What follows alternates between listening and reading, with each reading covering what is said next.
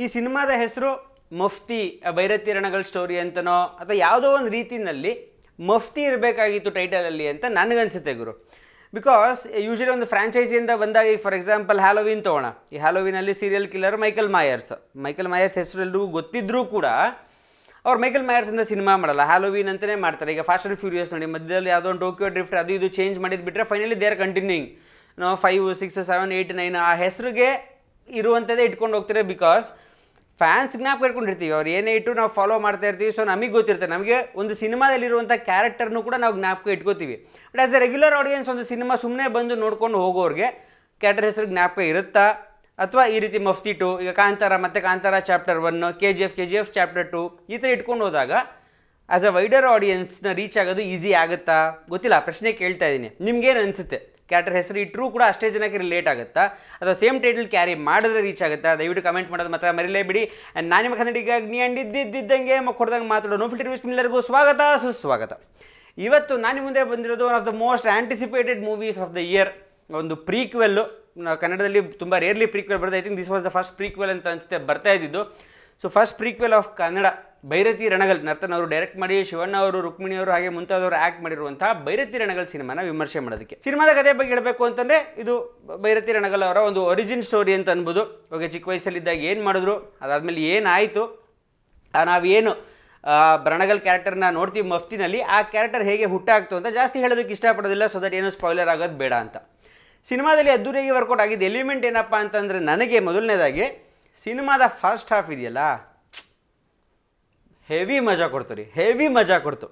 ಕಾರಣ ಏನು ಗೊತ್ತಾ, ನಾನು ಎಕ್ಸ್ಪೆಕ್ಟ್ ಮಾಡ್ಕೊಂಡು ಹೋಗಬೇಕಾದ್ರೆ ಓಕೆ ಮಫ್ತಿ ಪ್ರೀಕ್ವೆಲು ಭೈರತಿ ರಣಗಲ್ ಕ್ಯಾರೆಕ್ಟರ್ಗೇ ಒಂದು ದೊಡ್ಡ ಬಿಲ್ಡಪ್ ಇತ್ತು ಆ ಫಿಲಮಲ್ಲಿ.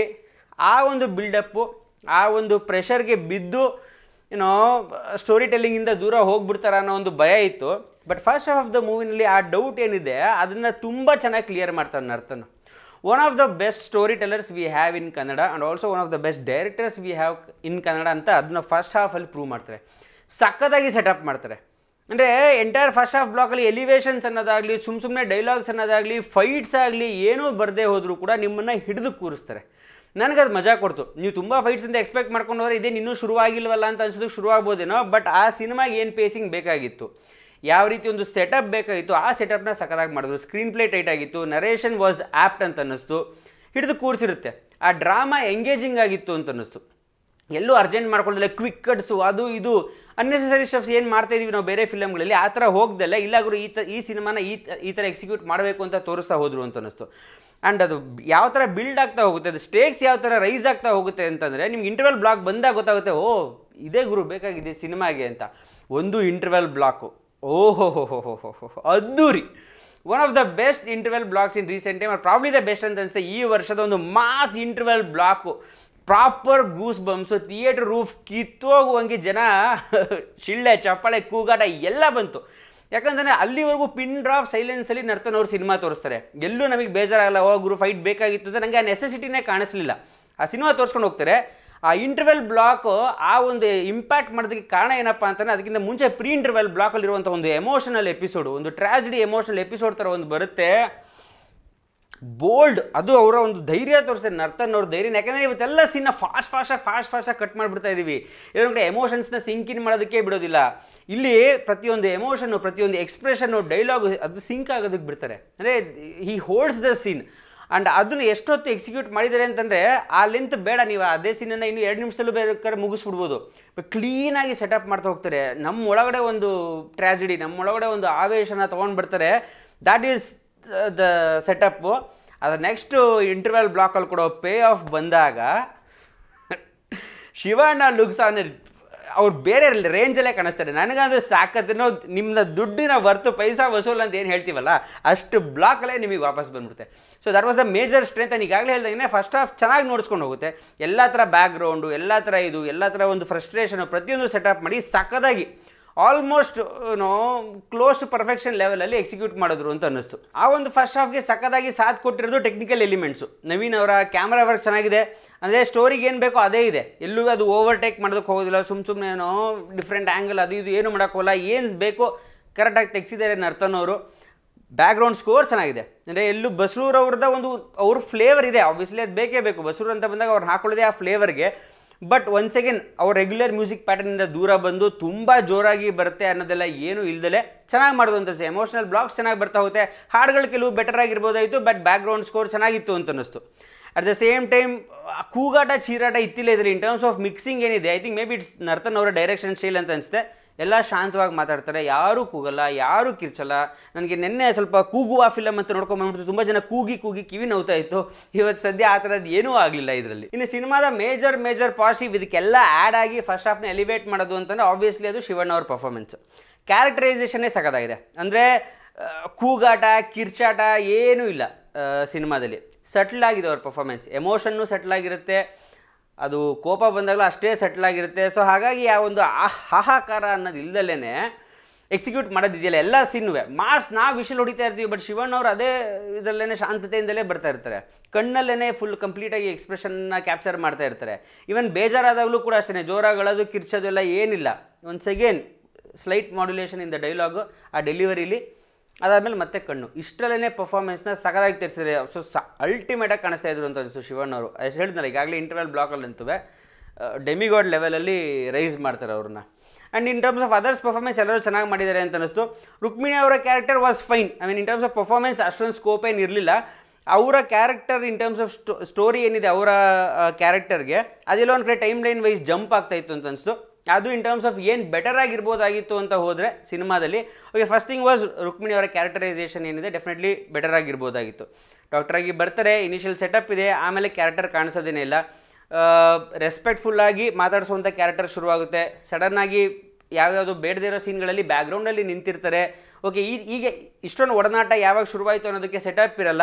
ಸಡನ್ನಾಗಿ ತುಂಬ ಸಲಿಗೆ ಶುರುವಾಗಿರುತ್ತೆ. ಇನ್ ಟರ್ಮ್ಸ್ ಆಫ್ ನೀನು ತಾನು ಮಾತಾಡೋ ಲೆವೆಲ್ಗೆ ಹೋಗಿರುತ್ತೆ. ಸಡನ್ನಾಗಿ ಮದುವೆ ವಿಷಯಕ್ಕೆ ಹೋಗುತ್ತೆ. ಓವರಾಲ್ ತುಂಬ ಜಂಪ್ ಆಗ್ತಾಯಿತ್ತು. ಅಂದರೆ ಶೂಟ್ ಮಾಡಿ ಆ ಸೀನ್ ಹಾಕಿರಲಿಲ್ವಾ, ಅಥವಾ ಇನ್ ಟರ್ಮ್ಸ್ ಆಫ್ ಟ್ರೀಟ್ಮೆಂಟ್ ಆ ಸಲಿಗೆ ಆ ಕ್ಲೋಸ್ನೆಸ್ ಎಲ್ಲಿ ಬೆಳೀತು ಅನ್ನೋದು ಎಲ್ಲೋ ಒಂದು ಕಡೆ ಅಷ್ಟು ಕ್ಲೀನಾಗಿ ಸೆಟಪ್ ಆಗಲಿಲ್ಲ ಅಂತಂದು ಸಿನಿಮಾದಲ್ಲಿ. ಸೊ ಅವರ ಒಂದು ಕ್ಯಾರೆಕ್ಟರೈಸೇಷನ್ ಅಂದರೆ ಕ್ಯಾರೆಕ್ಟರ್ ಟ್ರೀಟ್ಮೆಂಟ್ ಏನಿದೆ ಆ್ಯಂಡ್ ಆಲ್ಸೋ ಅವರ ಒಂದು ಒಡನಾಟ ಏನಿದೆ ಶಿವಣ್ಣ ಅವ್ರ ಕ್ಯಾರೆಕ್ಟರ್ ಜೊತೆ, that could have been definitely better. And also ಸಿನಿಮಾ ಸೆಕೆಂಡ್ ಹಾಫ್ಗೆ ಬಂದಾಗ ಇದು ದೊಡ್ಡ ಕಂಪ್ಲೇಂಟ್ ಅಂತಲ್ಲ. ಈಗ ಫಾರ್ ಎಕ್ಸಾಂಪಲ್ ನಿಮಗೆ ಇಶಾಂತ್ ಶರ್ಮಾ ಬ್ಯಾಟಿಂಗಿಗೆ ಬರ್ತಾನೆ ಇಟ್ಕೊಳ್ಳಿ, ಅವ್ರು ಬರ್ತಾರೆ, ಬ್ಯಾಟ್ ಇಟ್ಕೊಂಡು ನಿಂತ್ಕೋತಾರೆ, ಬೋಲ್ಡ್ ಆಗ್ತಾರೆ, ನಿಮಗೆ ಏನೂ ಬೇಜಾರಾಗಲ್ಲ ಅಷ್ಟೊಂದು. ಅವ್ರು ಬರ್ತಾರೆ, ಒಂದು 4 ಹೊಡಿತಾರೆ, ಬೋಲ್ಡ್ ಆಗ್ತಾರೆ, ಅದು ನಿಮಗೆ ಬೇಜಾರಲ್ಲ, ಒಂದು 4 ಹೊಡೆದ್ರಲ್ಲ ಗುರು ಅಂತ. ಈಗ ಕೊಹ್ಲಿ ಅವ್ರು ನಿಂತಿದ್ದಾರೆ, ಸಾಕಾದಾಗಿ straight drive, cover drive, pull ಎಲ್ಲ ಸರಿಯಾಗಿ ಹೊಡಿತಾ ಇದ್ದಾರೆ, 50 ರನ್ ಹೊಡೆದಿದ್ದಾರೆ, ಸೆಟ್ ಪ್ರಾಪರ್ ಸೆಟಲ್ ಬ್ಯಾಟ್ಸ್ಮನ್. ಇವಾಗ ಸೆಂಚುರಿ ಹೊಡಿಯೋದಕ್ಕೆ ನೀವು ಕಾಯ್ತಾ ಇರ್ತೀರ. ಆ 50 ಹೊಡೆದಾದ್ಮೇಲೆ ಸುಮ್ಮನೆ ಫ್ರಂಟ್ ಫುಟ್ ಬಂದು ಆಡೋದಕ್ಕೆ ಹೋಗಿ ಮಿಸ್ ಆಗಿ ಅಕಸ್ಮಾತ್ ಸ್ಟಂಪ್ ಆದರು ಅಂತ ಇಟ್ಕೊಳ್ಳಿ, ಅವಾಗೇನಾಗುತ್ತೆ, ಅಲ್ಲ ಗುರು ಇಷ್ಟು ಸಖತ್ತಾಗಿ ಆಡ್ತಾ ಇದ್ದೆ, ಯಾಕೆ ಗುರು ಈ ಥರ ಮಿಸ್ಟೇಕ್ ಮಾಡಿದೆ ಅನ್ನೋ ಒಂದು ಫೀಲ್ ಬರುತ್ತಲ್ಲ. ಈ ಸಿನಿಮಾದ ಸೆಕೆಂಡ್ ಹಾಫ್ಗೆ ಹೋದಾಗ ನನಗೆಲ್ಲೋ ಒಂದು ಕಡೆ ಆ ಫೀಲ್ ಬಂತು. ಯಾಕಂತಂದರೆ ಫಸ್ಟ್ ಹಾಫ್ನ ಈಗಾಗಲೇ ಹೇಳಿದ್ರೆ ಸಖತ್ತಾಯಿತು, second half it is good, but potential ಯಾವುದೋ ಲೆವೆಲಲ್ಲಿತ್ತು. ಬಟ್ ಅನ್ಫಾರ್ಚುನೇಟ್ಲಿ ಏನಾಗುತ್ತೆ, ಸೆಕೆಂಡ್ ಹಾಫ್ಗೆ ಹೋದಾಗ ಆ ಫಸ್ಟ್ ಹಾಫಲ್ಲಿ ಇದ್ದಂಥ ಸ್ಟೋರಿ ಟೆಲ್ಲಿಂಗ್ ಮಿಸ್ ಆಗುತ್ತೆ. At the same time event based narration, ಅಂದರೆ ಮಾಸ್ ಬ್ಲಾಕ್ಗಳು ಬರ್ತಾ ಹೋಗುತ್ತೆ. ಓಕೆ ನೀವು ಬರೀ ಮಾಸೇ ನೋಡೋದಕ್ಕೆ ಅಂತ ಹೋಗಿದ್ದಿದ್ರೆ in terms of story telling ಏನು ಪರವಾಗಿಲ್ಲ ಅಂತಂದರೆ ಅಲ್ಲೊಂದು 2-3 ಮಾಸ್ ಬ್ಲಾಕ್ಗಳು ಬರ್ತವೆ. ಒಂದು ಪೊಲೀಸ್ ಸ್ಟೇಷನ್ ಎಪಿಸೋಡ್ ಇರ್ಬೋದು, ಇಲ್ಲ ಗೌರ್ಮೆಂಟ್ ಆಫೀಸ್ ಎಪಿಸೋಡ್ ಇರ್ಬೋದು, ಬ್ಲಾಗ್ಸ್ ಬರ್ತಾ ಹೋಗುತ್ತೆ. ಬಟ್ ಅನ್ಫಾರ್ಚುನೇಟ್ಲಿ ಅದನ್ನು ಕನೆಕ್ಟ್ ಮಾಡೋದಕ್ಕೆ ಎಲ್ಲೂ ಸ್ಟೋರಿ ಟೆಲ್ಲಿಂಗ್ ಕನೆಕ್ಟ್ ಮಾಡೋದಕ್ಕೆ ಹೋಗೋದಿಲ್ಲ. ಸೊ ಆ ಕನೆಕ್ಷನ್ ಇನ್ನೂ ಸ್ವಲ್ಪ ಬೆಟರ್ ಆಗಿರ್ಬೋದಾಯಿತು, ಇನ್ನೂ ಸ್ವಲ್ಪ ಕತೆ ಬರ್ಬೋದಾಯಿತು. ಆ ಟ್ರಾನ್ಸ್ಫಾರ್ಮೇಷನ್ ಆದಮೇಲೆ ಆ ರೈಸ್ ಆಫ್ ರಣಗಲ್ ಏನಿದೆ ಅದು ತುಂಬ ಕ್ವಿಕ್ಕಾಗಿ ಏನಾಗುತ್ತೆ, ಅದು ಡೆಫಿನೆಟ್ಲಿ ಇನ್ನೂ ಸ್ಟೋರಿ ಟೆಲ್ಲಿಂಗ್ ಮೂಲಕ ಹೋಗ್ಬೋದಾಗಿತ್ತು. And the climax was very underwhelming ಅಂತ ಅನಿಸ್ತು. ಇದೆಲ್ಲ ಯಾಕೆ ಹೇಳ್ತಾ ಇದ್ದೀವಿ ಅಂತಂದರೆ ಫಸ್ಟ್ ಹಾಫ್ ಅವರೇನೆ ಆ ಲೆವೆಲ್ಗೆ ಸೆಟ್ ಮಾಡಿಬಿಟ್ಟಿರ್ತಾರೆ. ಸೊ ಎಕ್ಸ್ಪೆಕ್ಟೇಷನ್ ಆ ಲೆವೆಲ್ ಇರಬೇಕಾದ್ರೆ ಸೆಕೆಂಡ್ ಹಾಫ್ ಎಲ್ಲೋ ಒಂದು ಕಡೆ ಆ ಲೆವೆಲ್ ರೀಚ್ ಆಗಿಲ್ಲ. ಬಟ್ ಸ್ಟಿಲ್ ಡೆಫಿನೆಟ್ಲಿ ನೋಡಿಸ್ಕೊಂಡು ಹೋಗುತ್ತೆ, ಆರಾಮಾಗಿ ನೋಡಿಸ್ಕೊಂಡು ಹೋಗುತ್ತೆ. Cinema is good, it's A good watch in second half ಕೂಡ. ಬಟ್ ಎಲ್ಲೋ ಒಂದು ಕಡೆ ಆ ಪೊಟೆನ್ಷಿಯಲ್ ಆ ಲೆವೆಲ್ ರೀಚ್ ಆಗಿಬಿಟ್ಟಿದ್ರೆ ಎಲ್ಲೋ ಹೋಗ್ಬಿಡೋದು ಸಿನಿಮಾ. ಲೈಕ್ ನನಗೆ ಆವಾಗ ಒಂಥರ ನಮ್ಮ ಕ್ಲೋಸ್ ಆಗಿರೋ ನಮ್ಮ ಅಣ್ಣನೋ ತಮ್ಮನೋ ಏನಾರು ಒಂದು ಚೂರು ಎಲ್ಲ ಸಖತ್ತಾಗಿ ಮಾಡಿ ಒಂದು ಮಿಸ್ಟೇಕ್ ಮಾಡಿದಾಗ ಅನಿಸ್ತಾರೆ. ಹಾಗೆ ನರ್ತನ್ ಅವರೇ ಯಾಕೆ ಅಂತ ಅನ್ನಿಸ್ತಾ ಇತ್ತು ಸೆಕೆಂಡ್ ಹಾಫ್ಗೆ ಹೋದಾಗ. ಅಷ್ಟು ಅಬ್ರಪ್ಟ್ ಕ್ಲೈಮ್ಯಾಕ್ಸ್ ಯಾಕೆ, ಅಲ್ಲಿ ಫಸ್ಟ್ ಹಾಫಲ್ಲಿ ಇದ್ದಂಥ ಒಂದು ಸ್ಮೂತ್ ಫ್ಲೋ ಯಾಕೆ ಸೆಕೆಂಡ್ ಹಾಫಲ್ಲಿ ಬರಲಿಲ್ಲ ಅನ್ನೋ ಒಂದಷ್ಟು ಬೇಜಾರುಗಳು ಸಿನಿಮಾದಲ್ಲಿ ಇತ್ತು. ಸೊ ಅದು ಡೆಫಿನೆಟ್ಲಿ ಟೈಟ್ ಆಗಿರ್ಬೋದಾಯಿತು, ಆರ್ ಐ ಡೋಂಟ್ ನೋ, ಅಂದರೆ ಒಂದೊಂದಷ್ಟು ಸರ್ಕಮ್ಸ್ಟ್ಯಾನ್ಸಸ್ಸಿಂದ ಆ ಥರ ಏನಾದರೂ ಅರ್ಜೆಂಟಾಗಿ ಮಾಡಬೇಕಾದ್ದು ಬಂತ ಗೊತ್ತಿಲ್ಲ. But still definitely in terms second half better ಆಗಿರ್ಬೋದಾಯಿತು. ಆ್ಯಂಡ್ ಆಲ್ಸೋ ಒಂದು ಚಿಕ್ಕ ಕಂಪ್ಲೇಂಟ್ ಏನಿತ್ತು ಅಂತಂದರೆ ಒಂದು ವಾಯ್ಸ್ ಓವರ್ ಥರ ಬರ್ತಾ ಹೋಗುತ್ತೆ. ಇದು ರಮೇಶ್ ಅರವಿಂದ್ ಅವ್ರು ಕೊಟ್ಟಿರೋ ಒಂದು ವಾಯ್ಸ್ ಓವರು ಸೊ ಯೂಶಲಿ ಯಾವಾಗ ವಾಯ್ಸ್ ಓವರ್ ಕೊಡ್ತೀರಾ, ನರೇಷನಲ್ಲಿರುವಂತಹ ಗ್ಯಾಪನ್ನ ಬ್ರಿಡ್ಜ್ ಮಾಡೋದಕ್ಕೆ ಕೊಡ್ತೀರಾ. ಸೊ ವಿಜುವಲಿ ಒಂದು ನರೇಟಿವ್ ನಡೀತಾ ಇರುತ್ತೆ, ಅಲ್ಲಿ ಏನು ತೋರ್ಸೋಕ್ಕಾಗಲ್ಲ, ಅದನ್ನು ಬ್ರಿಡ್ಜ್ ಮಾಡೋದಕ್ಕೆ ನಾವು ಅದನ್ನು ವಾಯ್ಸ್ ಓವರ್ ಕೊಡ್ತೀವಿ. ಇಲ್ಲೇನಾಗ್ತಾ ಇತ್ತು ಅಂತಂದರೆ ಎಲ್ಲೋ ಒಂದು ಕಡೆ ಸ್ಕ್ರೀನ್ ಮೇಲೆ ಏನು ಬರ್ತಾ ಇದೆ ಆಲ್ರೆಡಿ ವಿಜುವಲ್ ಏನಿದೆ ಅದನ್ನೇ ಬಾಯಲ್ಲಿ ಹೇಳ್ತಾ ಇತ್ತು.